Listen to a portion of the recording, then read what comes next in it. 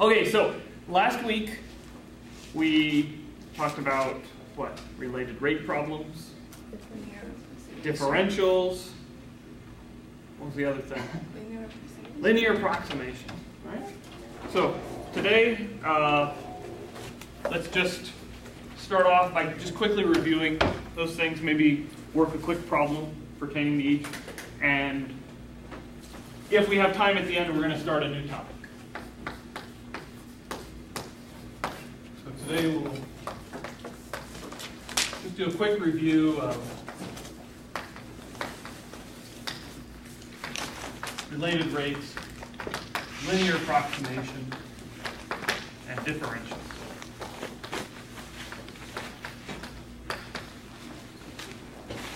And by review, I just mean I'm going to work some examples for you.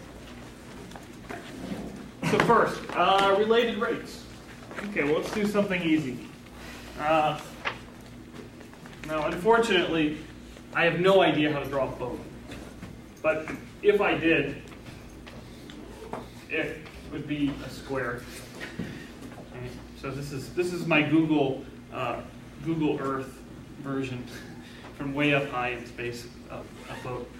And okay, so back when I was a little kid, there was this very famous oil spill from the Exxon Valdez tanker. Maybe you guys have heard of it. I don't know how old you guys are when that happened. But in any case, somebody got a little tipsy driving the boat, and boom, we got a nice little oil spill. So the oil starts leaking out of the sucker, and well, assuming there was no current to push the oil in one particular direction, we just assume that all starts spreading out equally in any given direction. And so the oil, which tends to stay on the surface, boy, I can really center that better. It starts making a circle around the boat.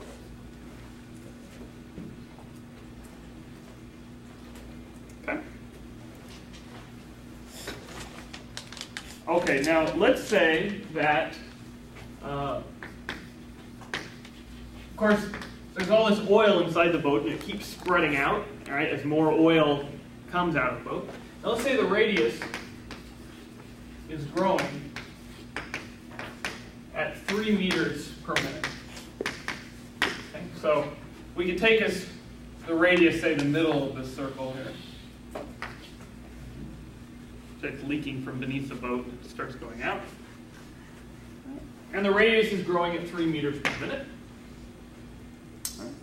And my question is,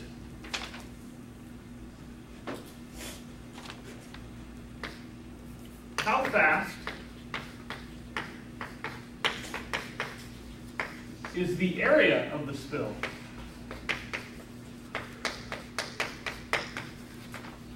growing when the radius is 200 meters?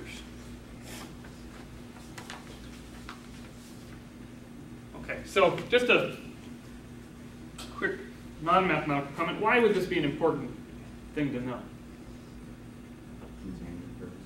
Containment purposes, sure. I mean, you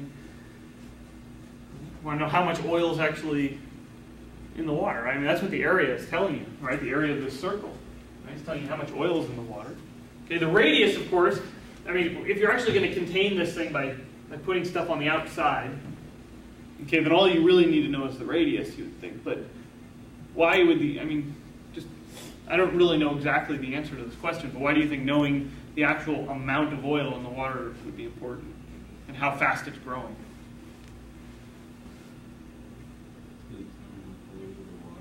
Oh, okay, this is a good one. To determine how polluted the water is. Okay. And how fast that pollution is growing, and how critical maybe it is to contain this sucker. Okay. Okay. So sometimes we put up problems up here, and if the question might be silly, and you might say, why do I want to know the answer to that? And you might say, I don't. Okay. So it's always good to ask that question, is this irrelevant? Okay, but how do we actually solve this problem? Well, we have to translate everything in the problem into math, right? And every time I see things that are growing, all right, at a certain rate, I hear the word rate, and I think Derivative, right? Okay. So first thing, the radius is growing at 3 meters per minute. Bless you. So how do I translate that into calculus? dr over dt. So the radius was r, so the change in r with respect to time is 3 meters per minute. That's the translation of this statement. Okay. Second statement, how fast is the area of the spill growing when r equals 200 meters? Okay, well, I'll just give a name here. We know if we're going to do math, all right, we've got to give names to everything, so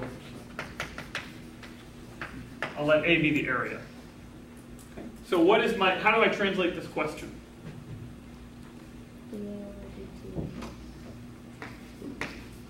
dA over dt, right? Change in the rate, the area over the time, right, with respect to time, when r equals 2. Okay, that's what I'm looking for. Okay, this is an important part of the problem, of course. It's actually translating it. Because once you translate it and it becomes a math problem, it makes it substantially easier to solve. Okay, how do I find dA dt?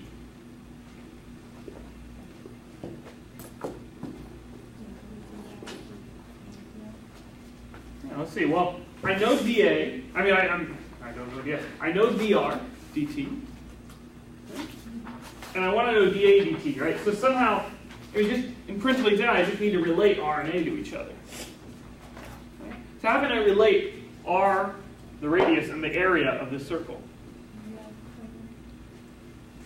The area is the area of a circle. Is it 2 pi r? Pi r squared. What is 2 pi r? It's the circumference of the circle. Right?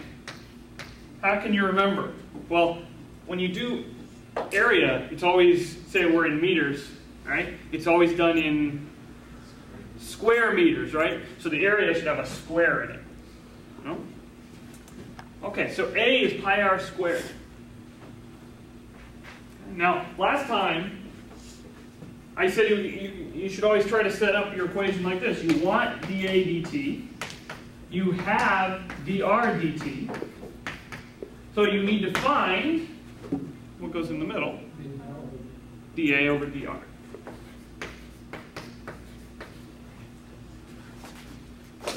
Okay. Now, if you were working the homework problems, you saw that it doesn't always work to try to set the system up, or even if it works, it's not maybe the best way to do it. Okay. But whenever you have what you want and you have a formula given in terms of what you have, and that's it, then you're going to be okay. This method will work just fine. Okay, so I need to know what dA dr is. And I have a formula, A equals pi r squared.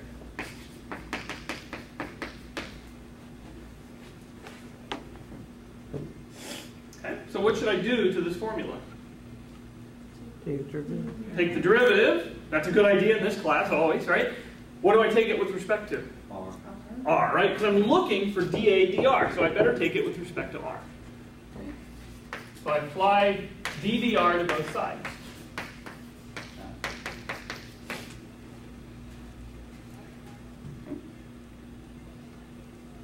On the left side, well, it's just the derivative of A with respect to R.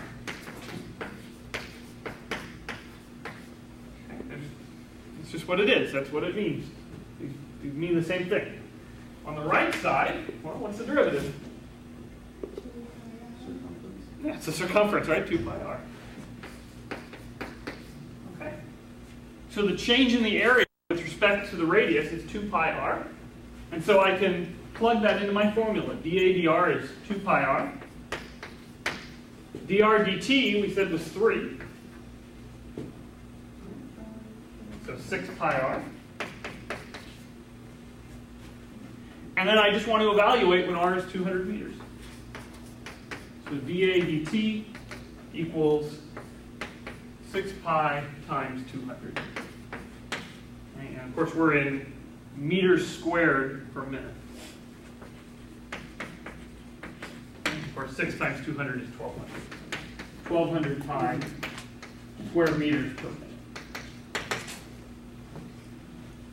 So remember, pi is a little more than 3. Yeah? So 1,200 times pi is a little more than 3,600.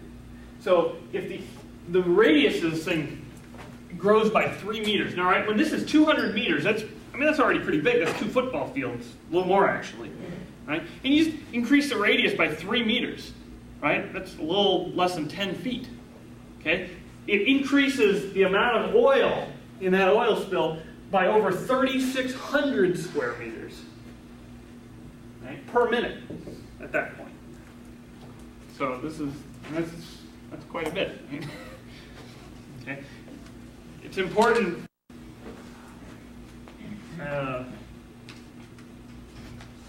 As R is growing, right? When it's 200, it's already pretty big, right? That's what's making this thing so big here. Okay? When the radius is small, if you increase it by a little bit, the area doesn't grow by as much. But as the radius gets bigger, of course, it takes more oil to fill it in. So it really makes it grow by a lot. Okay. Questions about the method? Okay. So sometimes they're a little harder. Sometimes you have to work a little bit. All right? But remember, your goal is always write down what it is you want. Make sure you know what it's with respect to. All right? Find a formula that relates what you want with what you know, and then take a derivative with respect, all right, to this bottom variable here. Okay? And usually everything will work out quite nicely. Okay. So that's related. That's what we did with related rates.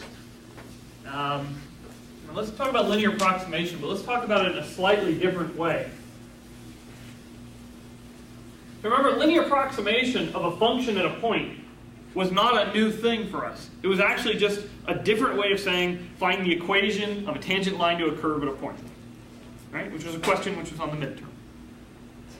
Yeah? Okay, so this is nothing new.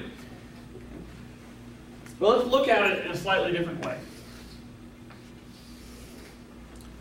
All right, let's say I'm looking at the world population. Okay, and I don't know any of the figures for world population, but I know that at one point in several hundred years ago we had this huge plague, and that decreased it. So, okay, there's the plague. Okay, sorry if you had any relatives who were killed by the plague. And then eventually we turned around and now we kind of go up. Okay, and maybe you guys think it's flattening out? No. Or do you guys think it's going up? Do you think it's going up exponentially? Can it do that forever? No. Eventually it has to flatten out. Okay. So we can all agree that at some point it does have to flatten out. So let's make this significantly far in the future that it has to flatten out. Okay. And there's no way you can constantly be adding more people to the planet, right? There's only a finite amount of space, right? The surface area of the planet is finite. Humans take up, a large amount of space, any one of us, so, Okay. Okay, so eventually it goes up. Now, what if we were at this point, and we wanted to predict what was going to happen to population in 10 years? What should you do? Derivative. This is a perfect answer, right? Perfect answer in this class. The derivative, right? Well, let's see. I could come up with a function which modeled this curve. Yeah? Question. Boy, I just feel like Dwight Schrute right there. Question. Which pair is best? Which pair? What happened in the 1400s? Right? This little curve is plague. Does this matter to what's happening in 2250? Right, so let's say that's the year we're in here. Okay, and this is back in the... When was the bubonic plague, roughly? Middle Ages. Middle Ages. 1200, 1300. 1200, 1300s. Okay, I'll take you guys' word for it. You're in college. You guys should know. Okay. So, let's say I try to model this function, okay, with some exotic function, right? Does it really matter what happened down here to what's going to happen up here? No. Probably not. All right. Okay. You could maybe make some sort of theological argument about some plan, or maybe things not happening here, maybe some karma, coming back or whatever. But okay, if we just stay in the realm of science, okay, odds are that what was happening here probably doesn't affect the way that this changes. Okay, now, how many people were here, that certainly affects this curve, right? Because if you move this curve up, okay, say this started up here, then it could keep going up maybe, then that might change things. But just the relative shape of this curve is probably not affected by this. So it doesn't make a whole lot of sense if you're trying to predict what's going to happen, say, here. Okay, if you're trying to predict what's happening there, it really doesn't make a whole lot of sense to model this curve, right, thinking about these points. Okay, what do you think does matter? The derivative. Points near the point. Points near the point, right? Here's the thing. If I erase this whole graph up to this point, you might still be able to make a pretty good guess about what's happening to population, right? Without looking at anything that happened before it. Right? Now, if I wanted to make an estimate about where it was going, I keep hearing take a derivative. Here's the thing. I don't know what the curve is. If I take a derivative, I usually mean here's a function, take the derivative. Okay? Here's a picture. Take the derivative.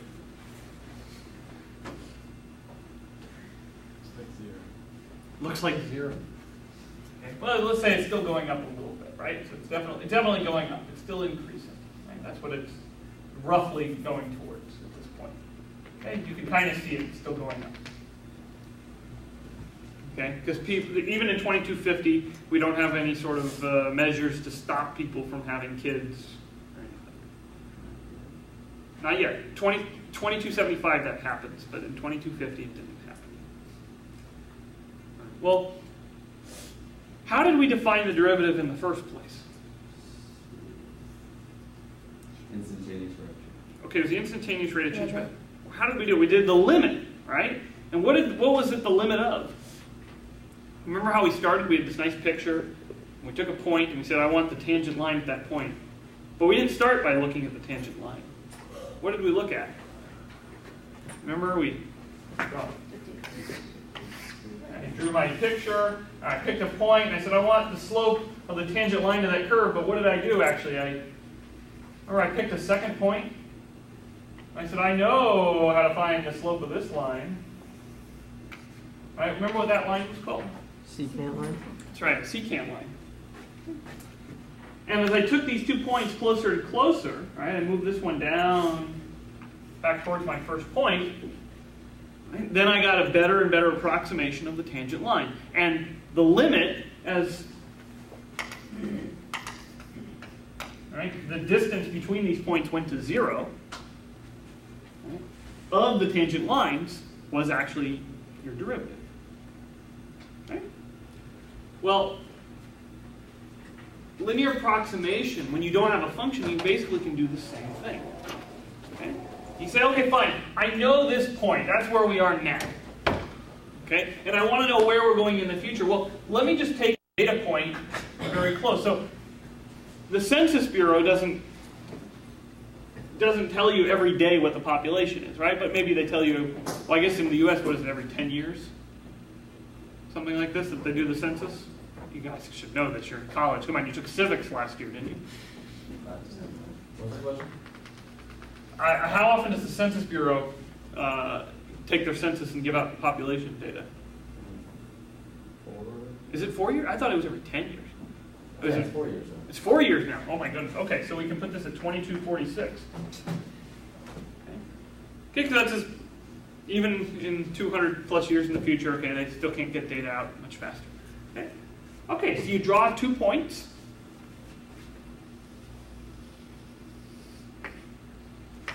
And you can draw a line through it. Okay, and that's a linear approximation. Okay, you're assuming that it's going to keep going up in a line, not forever, all right, but in the near future. Okay, And just the same way when we talk about exponential population growth, we don't assume that it's going to grow exponentially forever because that's just ridiculous. But in the near future, we can make that assumption. Okay? So part of what calculus is a philosophy of looking at things locally, right, and trying to approximate it with something easy, okay, like a line. Okay, and not worrying about things which aren't affecting it anymore. Right, at least affecting the shape. Okay? This may affect the values, but it's not affecting the shape of this curve. Okay. So, just want you to see a different way in which you can use a linear approximation thinking about derivatives, right? Because derivatives are looking for this tangent line, but actually, in a sense, you could have done this before you took calculus. Okay? But if you happen to know the function, if you happen to know it,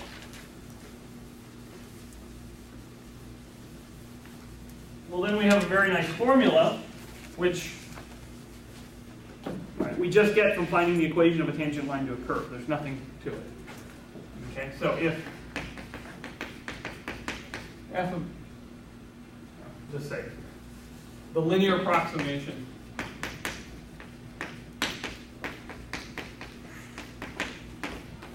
of f of x at x equals a, right, which, okay, let me add this extra notation, which I kind of like.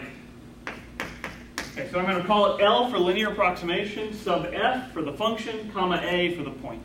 Last time I didn't put this comma a here, but I decided it's explicit and it's not that confusing. Okay, the linear approximation of f at a, right, is a function, and the function is f of a plus f prime of a times x minus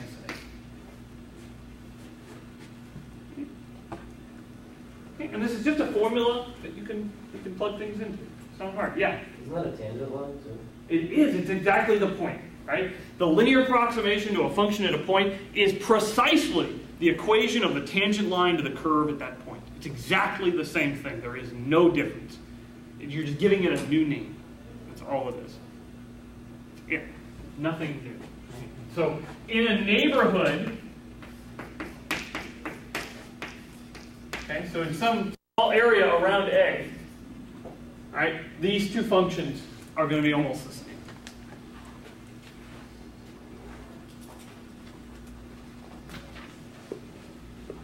Okay. Now, you can see why you need a function to be differentiable to be able to do kind of a blanket linear approximation line. Remember our wonderful function which is not differentiable at 0? Okay, the absolute value. Let's say I try to do a linear approximation of this thing at 0. Well, it's pretty clear if you go to the left, the linear approximation should be the line y equals minus x. And if you go to the right, the linear approximation should be y equals x.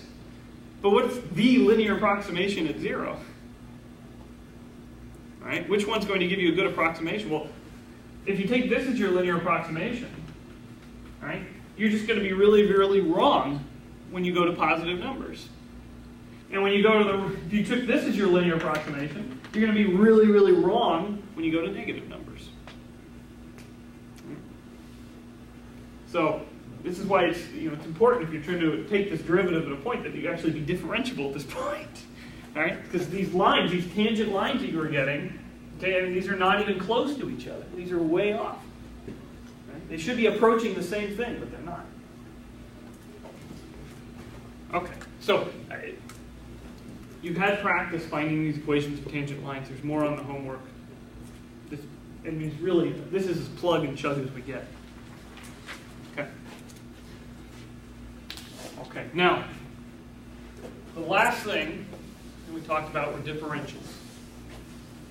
And differentials is really just another way of talking about linear approximation. So you remember what we did is we said, okay, define dx, right, a new variable.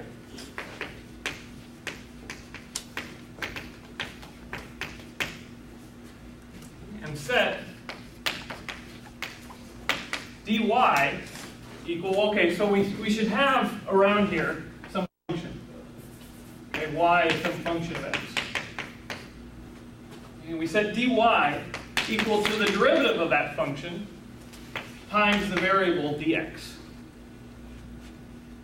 Okay, so those of you who were not here last time, not naming any names, we forgot about dy dx as a symbol. We just start off by assume we have a variable which we call dx. Okay? And then we define a dependent variable dy in this way. Okay? Of course, as a consequence of this, we get that dy dx equals f prime of x. So the notation works. Okay? Now, how do we actually use this? Right? Well, let me do another example. Related to the first one, but I'll drop the pretense of any sort of environmental disaster. Okay. Let's say I have a circle. Okay.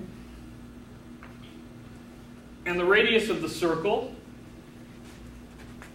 is 5. What do I have? Centimeters, maybe? What do I use? Inches. I'll use centimeters. I try to stay metric because we have many international students. Okay? So we have a 5 centimeter circle. Okay, now I'm going to increase the radius of this circle. Right? So I'm going to increase it by a little bit.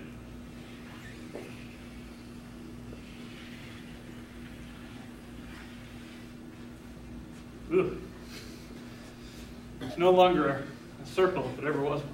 Okay, and how much am I going to increase it by? Well, I increase it by an amount which I call delta r. Delta meant, it was a Greek letter, capital D in Greek is called delta, but in math we use it to mean a change in. Okay, so the change in r is going to be 0.06 centimeters. Okay, so just a little change. Just 0.06 centimeters. Okay, it's not a lot. Okay. Bless you. Okay, now here's the question. How does the area change?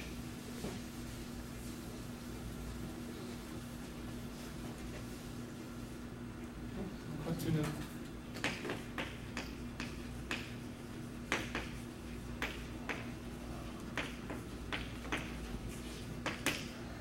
how does the area change?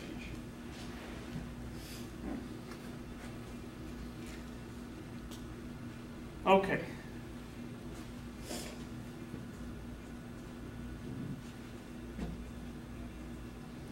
Well,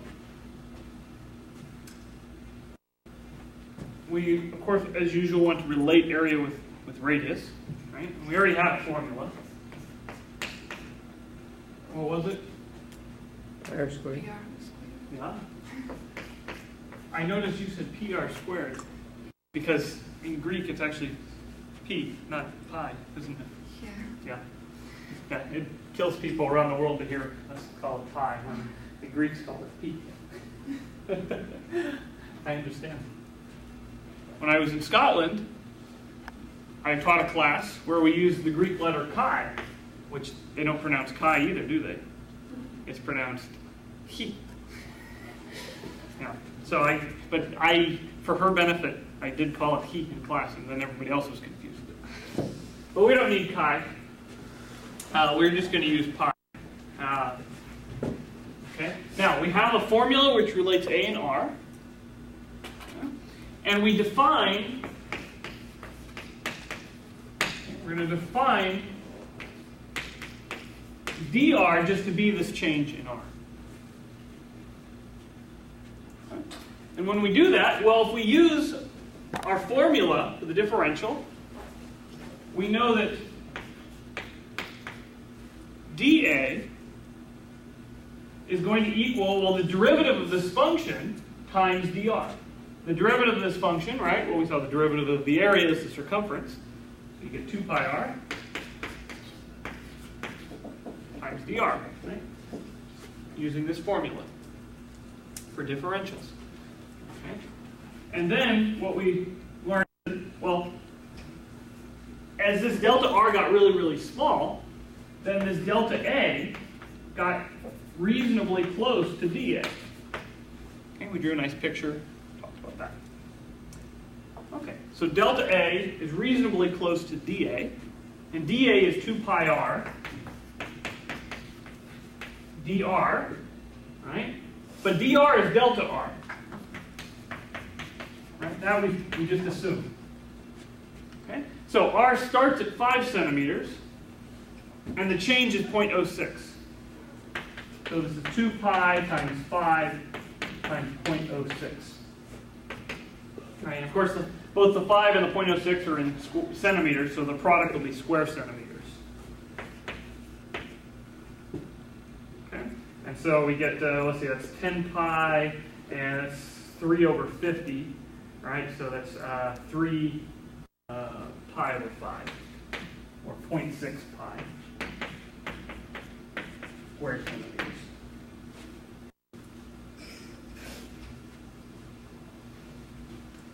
Okay, so we can estimate the change in area using this formula.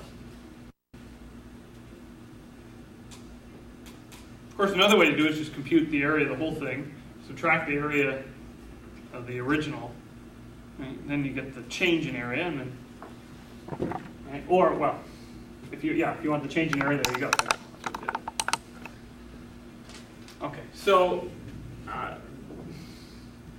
if it was up to me, I'd actually like to go a little bit further into differentials because there's some really neat applications of it, some fun stuff you can do.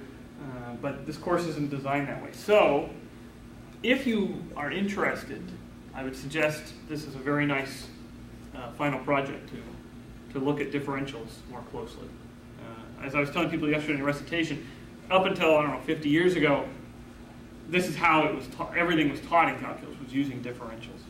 You know, the limits, you didn't use them the way we do today. Okay, and if nobody does a final project on it, then if you decide to take this Math 167 course, the honors calculus course next term, we might talk about it in there a little bit. Just a little advertisement. Okay, any questions on these? Everything I give you will be reasonably easy on these because we haven't gone into much depth on these topics.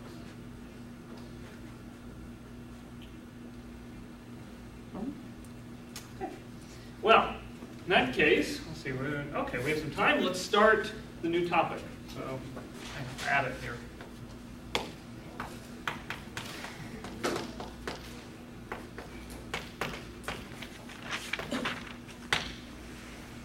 L'Hopital's rule. All right, so I see a couple smiles on faces. I imagine it's because you've taken calculus already. And if you took calculus already, you probably saw L'Hopital's rule, and you remember it as being what? Awesome. Awesome. Why was it awesome? Saves time. Saves time, right? On what kind of problems? Limits. The limit problems, right? All those limits that we had on the midterm exam, right, that were a pain. You have to sit there and factor and cancel and multiply by the conjugate. Nah, L'Hopital's rule just blows them out of the water. Right? Just absolutely murder. Not only that, but there's some problems that we couldn't solve with factoring. The L'Hopital's rule is going to make short work of it. So before we state L'Hopital's rule, let's go back and discuss something we already discussed, right, very early on, which was what happens when you start trying to, say, multiply things by infinity? It wasn't quite so nice, right? If I said something like, well, if I said 10 times infinity, you're right, well, okay, infinity wasn't a number, right? That was our mantra, okay? So you can't just do it. But you said, okay, let's say I have something which is getting arbitrarily large, and I multiply it by 10. No problem, right? It's still getting arbitrarily large. Okay? And if I multiply it by minus 10, okay, well now it's still getting arbitrarily large, but as a negative number. Okay, no problem. But what if I had something which was getting arbitrarily large, and I multiplied it by something which was getting arbitrarily close to 0? Okay, so this was a problem, right? You didn't know what to do. Or, you know, if I So we already said, okay, something like this, right? We don't know. Okay, of course, when I write this, I don't literally mean take 0 times the number infinity. Okay, I'm meaning take something approaching 0 times something approaching infinity, and what happens. Okay. Or what about this? If I have a fraction and I put a 0 on the top, what's the fraction equal to? 0. But if I have a fraction and I put a 0 on the bottom, well, of course, this isn't even defined. But let's say I have something getting really, really small on the bottom. Then it goes to, yeah, it could go to infinity or perhaps minus infinity, depending on whether it's a positive or negative function. Right? 1 over x, for instance, goes up to infinity as you get close to 0 from the positive side, but it goes down to minus infinity as you get close to 0 from the negative side. Okay. But what if I have something going to 0 on the top, which should make the fraction 0, and going to 0 on the bottom, which should make the fraction either positive or negative infinity? All right?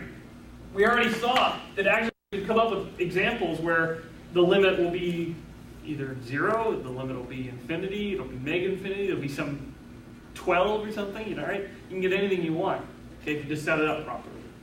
Okay? And the same thing when we had things like, right, things which went to infinity, and these could be plus or minus,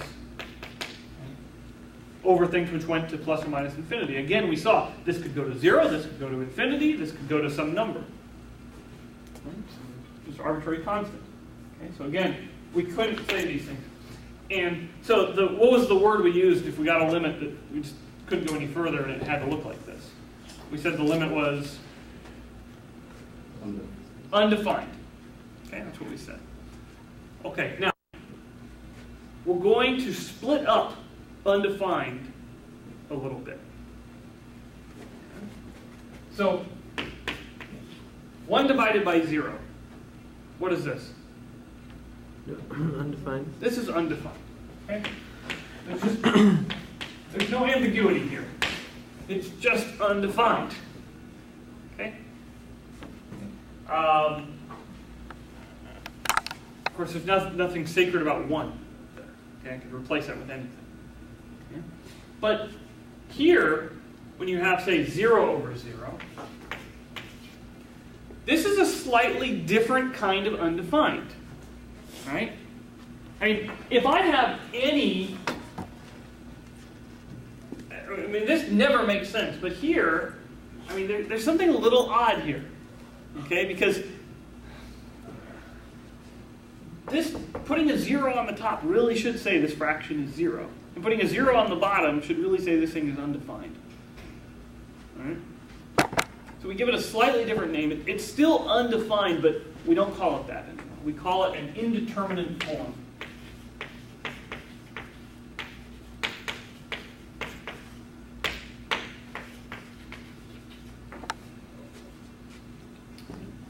And the same thing when we have infinity over infinity.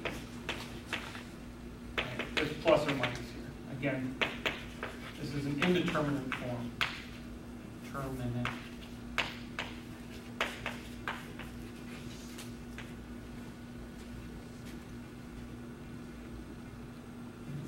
I'll give you another indeterminate form. And typically when you read these things in the books, they'll say, okay, this is an indeterminate form of type 0 over 0, or of type infinity over infinity. But, okay, they're indeterminate forms.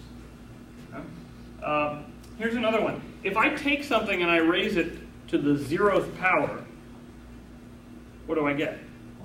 1, right? But what if I take 0 and raise it to a power? Like 0 to the 10th. 0. So what about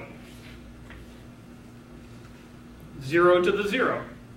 Is it 0 or is it 1?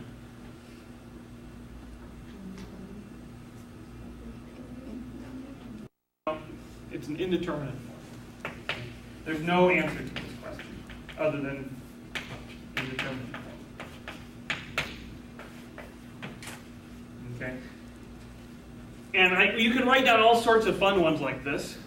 Infinity minus infinity. Depending on who you're talking to, 0 times infinity. Okay, so these are examples of indeterminate forms, and there's something qualitatively very different about these than there is about 1 over 0. All right. So L'Hopital's rule is going to become applicable when you start dealing with these indeterminate forms.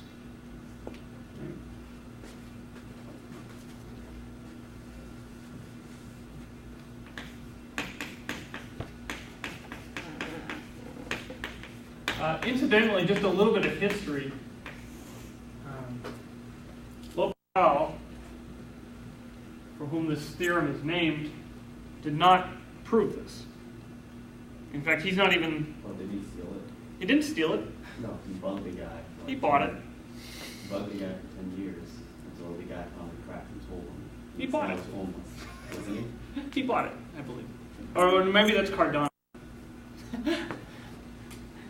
In any case, he's not the first one to do it. The first one to do it was one of the Bernoullis, right, which is a name that shows up in mathematics all over the place because there's about a dozen of them. What? Wasn't there like a contest in this, and the original maker of this was challenged by another guy. He was able to do all these things within a few minutes. I don't know. I don't know the story that well. My math teacher was a little wacky. A lot wacky.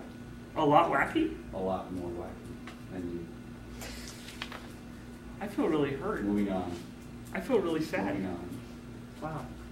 Wow. Okay. Gosh, I feel really bad now. I hate it when people out-wacky me. Even if I'm not trying to be wacky, I still somehow... If anybody can beat me at anything, I feel bad.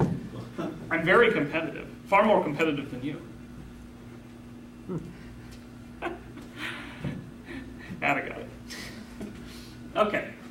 So what is L'Hopital's rule talking about? Well, L'Hopital's rule is saying what to do when you get into these indeterminate form situations in a limit, which is, of course, what we've seen happen quite often. So what it's going to say is, well, I'll leave the conditions off for right now. I'm not going to give you a complete statement yet. Let me just give you one form of it, and then we'll fix it. Okay, so let's say I'm taking the limit as x approaches a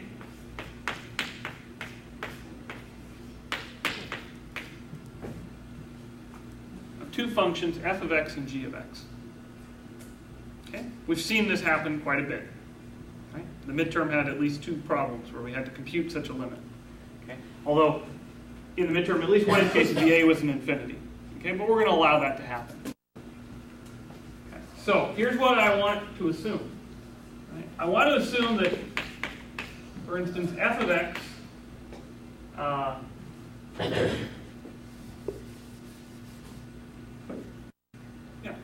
f of a, let's take the easiest one, is equal to 0, is equal to g of a.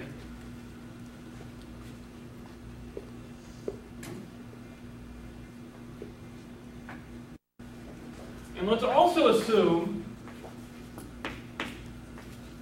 that if I take the derivative, so of course I need these functions to be differentiable, right? That's already given. Okay, if I need these functions to be differentiable, and if I take the derivative and evaluate it at a,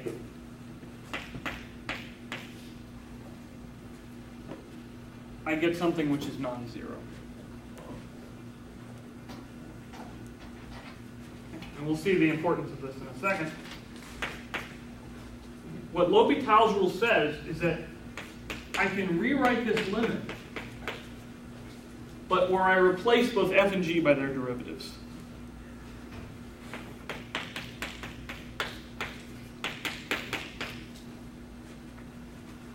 Okay. Warning.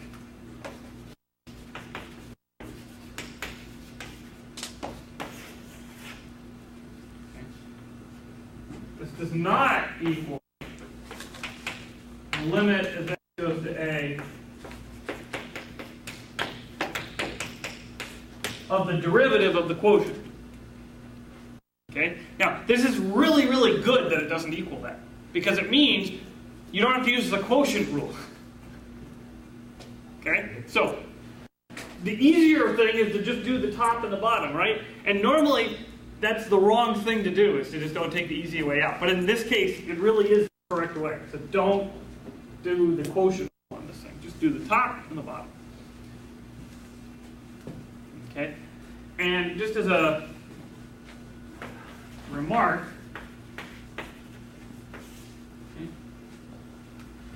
A can also be plus or minus infinity.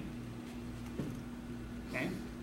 So we could be taking limits, as we went to infinity. It also works one-sided. It can also be infinity or A minus, or A plus. Okay, so we could also, this rule works with one-sided limits. Okay, so maybe you have some function like the square root of x. Okay, now the function square root of x gets cut off at 0. Right? So if you were looking for some sort of a limit around 0, well, you don't have a two-sided limit. You only have a one-sided limit. So it's very nice that this property actually will work whether or not you're talking about a two-sided limit or a one-sided. Okay, let's do an example.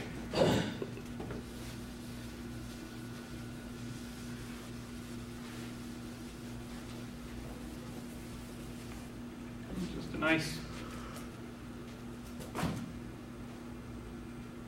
simple example. So let's see. Give me a couple functions which go to 0.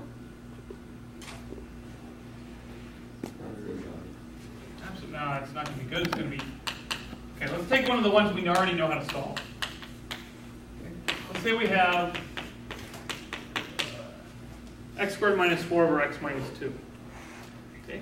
As x goes to 2, what happens to the top and bottom? Approach 0, right? So what did we do to solve this? Factor it. Okay? We cancel the x minus 2's. You get x plus 2, you plug in the 2, you get 2 plus 2 is 4. Okay, that's the limit. Okay? Well, that's kind of a pain. What if we use L'Hopital's rule? Right? Well, L'Hopital's rule says this is the same as taking the limit as x goes to 2 of the derivative of the top, which is x, over the derivative of the bottom, which is 1. So it's just the limit as x goes to 2 of 2x. Just 4.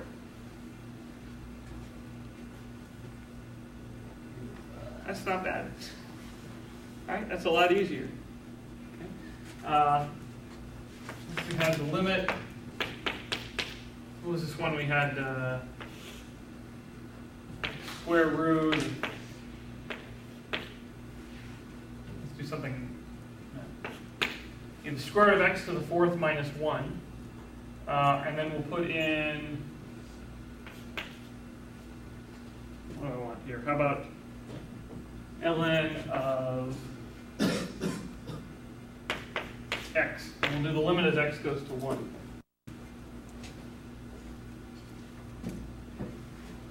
Okay, this is a little tricky. Okay.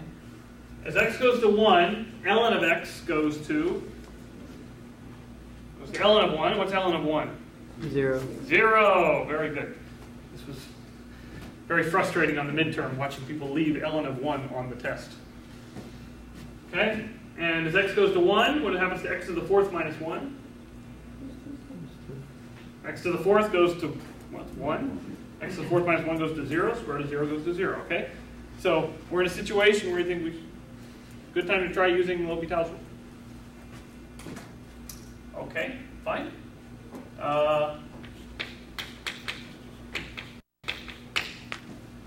going to happen here? So what happens to ln of x? We take the derivative and we get 1 over x. 1 over x. Oh boy, oh boy. What's on the bottom? Well, let's rewrite this bottom bit. This is x to the 4th minus 1 to the 1/2 power. So what's its derivative? 1/2 x. Times what? Times 4x cubed. Okay. Oh, wait, what did I forget? Negative 1/2. So negative 1/2.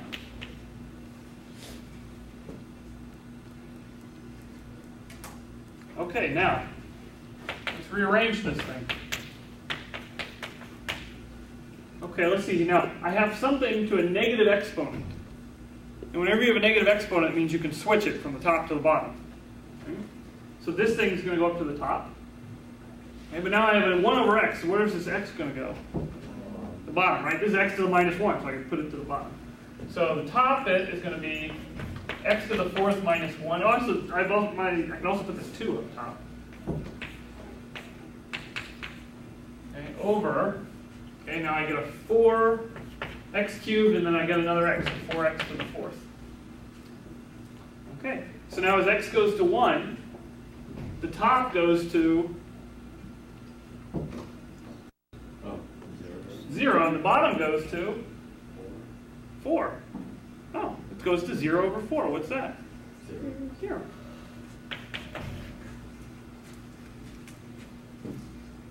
How would I have done this without L'Hopital's rule? Multiply by the conjugate, maybe? There's no conjugate, right? Normally when you talk about conjugates, you have to multiply by, you have something plus something or something minus something, and you multiply by the opposite. I mean, okay, you could start trying to factor things out here. This does factor a little bit, but it's not clear what's going on.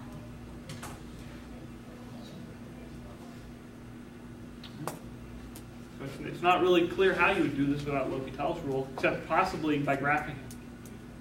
Right? You can put this into a graphing calculator. Okay? It'll graph it, and you can look what happens to the function around 1. Okay? But if you didn't have a graphing calculator, or you wanted to do it faster, you just write it out. Use L'Hopital's rule. Okay? Now, there's nothing sacred about this 0 either.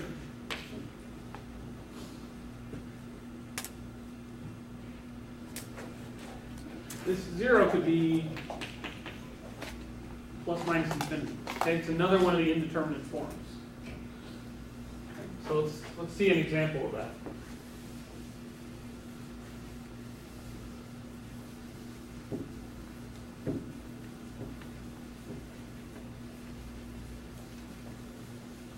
Okay, this is not exactly the problem we had on the midterm, but it might as well have been. Okay, let me change everything to infinities. I'm going to put the limit now is going to infinity, and I'm going to have 3x cubed minus 2x squared plus 4 over x cubed minus 6x minus 1.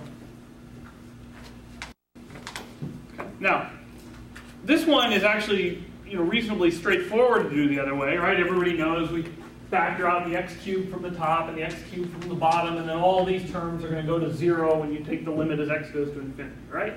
We know that, and so eventually it's going to be just 3 over 1. It'll be 3, no problem. Okay. On the other hand, we could use L'Hopital's rule. We could say, fine, as x goes to infinity, both the top and the bottom go to infinity, right? So this limit should be the same by a L'Hopital's rule as the limit as x goes to infinity of, well, I just take the derivatives. Okay. And I get 9x squared minus 4x over 3x squared minus 6.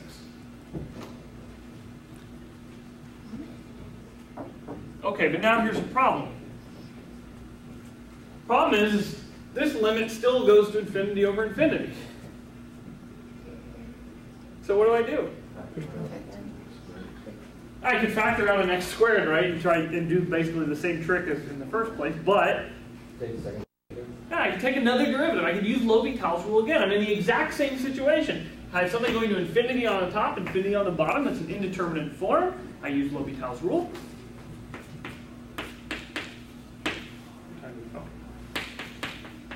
Okay, so I do it again. I get 18x minus 4 over 6x.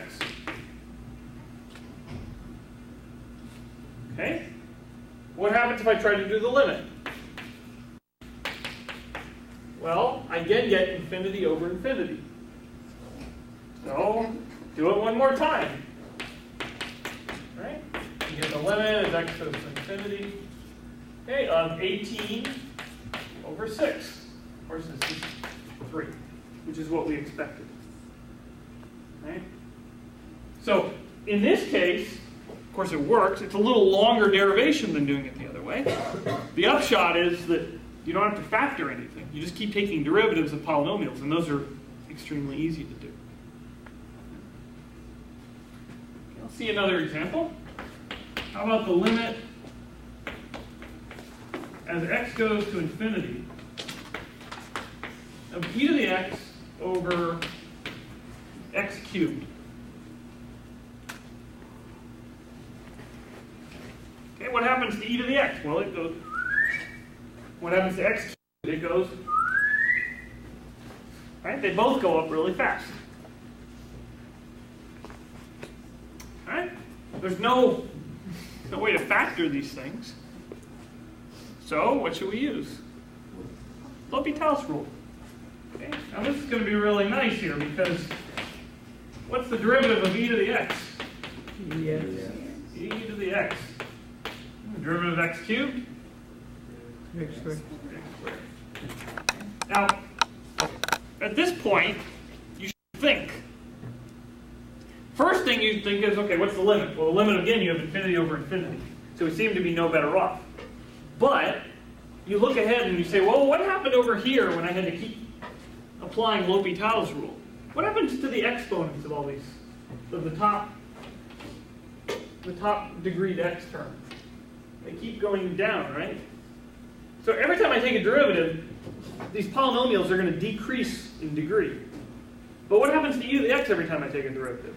It's going to stay e to the x. Eventually, this is going to get down to a constant. And e to the x is still going to be there. So what is the limit going to be? Infinity, right? Okay, we'll just write it out. The limit as x goes to infinity. Okay, the derivative, again, e to the x. Now we're over 6x. Infinity over infinity, so we use L'Hopital's rule again. Okay, we get the limit as x goes to infinity, e to the x, and now we get over 6. Right? And so, of course, as x goes to infinity, now this is going to infinity.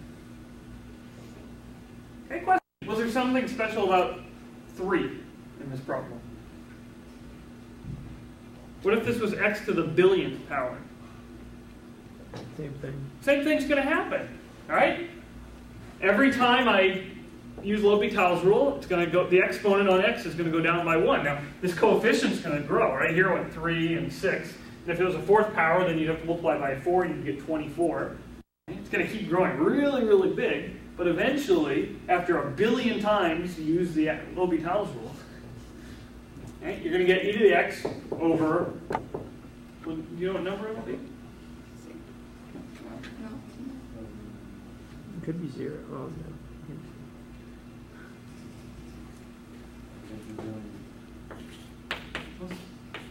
See what happens if I do x to the 4th, right? I'm gonna leave out all the junk in front, all the limit stuff. Okay? This is gonna go to e to the x over 4x cubed, which is going to go to e to the x over 12x, which is going to go to e to the x over, I'm sorry, 12x squared, which is going to go to e to the x over 24x, which is going to go to e to the x over 24. Okay, so 3 goes to 6, 4 goes to 24. We've seen these numbers before.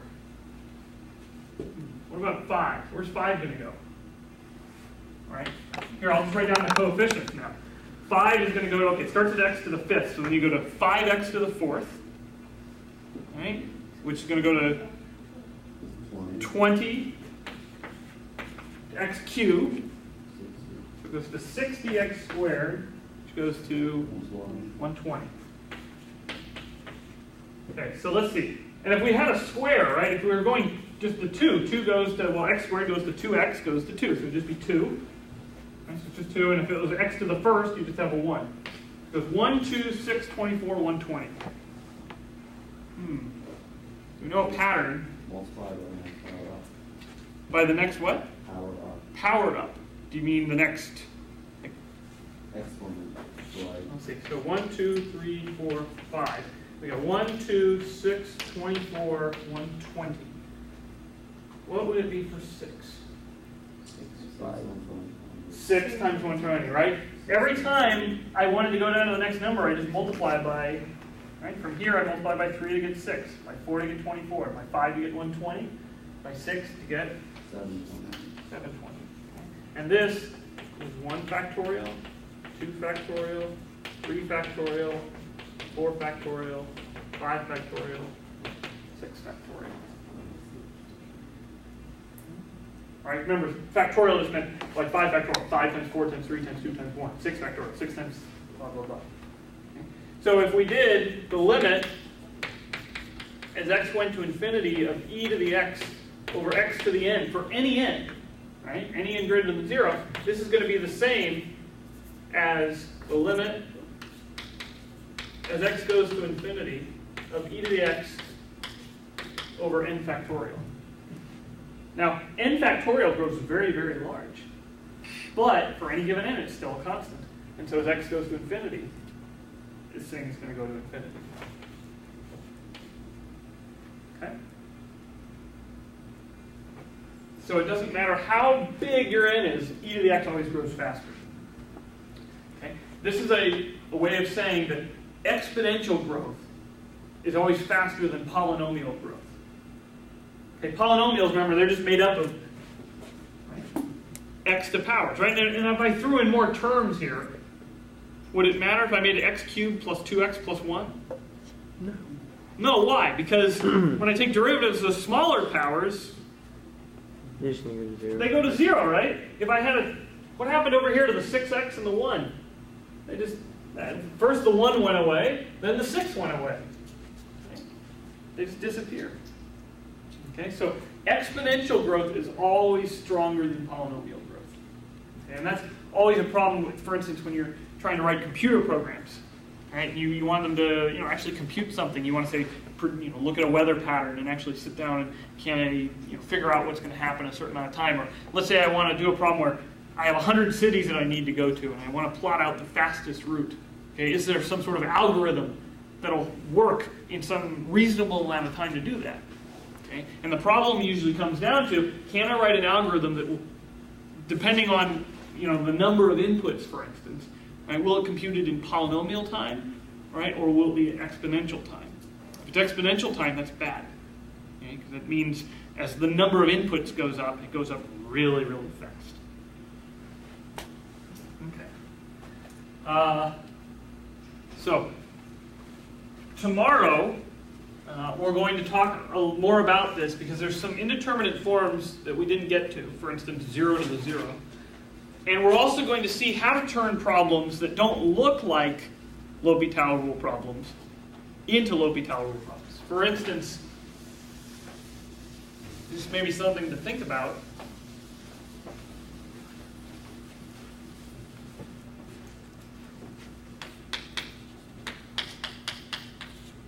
Okay, as x goes to 0,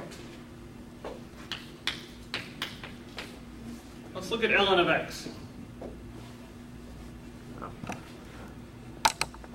Okay, now, first question, does this make sense to even do? No. Why not? So we want negative element doesn't give us. Exactly, right? If I say the limit as x goes to 0, that includes x going to 0 from the negative side, right? But you can't put negative numbers into the natural log function. So what better I do if I want this to make any sense at all? Got to make this positive. Okay, so that's the first thing. Okay, now, what happens as x goes to 0 from the positive side to ln of x? Where does it go? Come on, you guys, graph it in your head. What does it look like? What does that ln? Thank you. This thing goes to minus infinity, right? Because the graph of ln of x, right, looks like this. Okay, as you get close to 0, it goes to minus infinity. But what if I threw an x in here?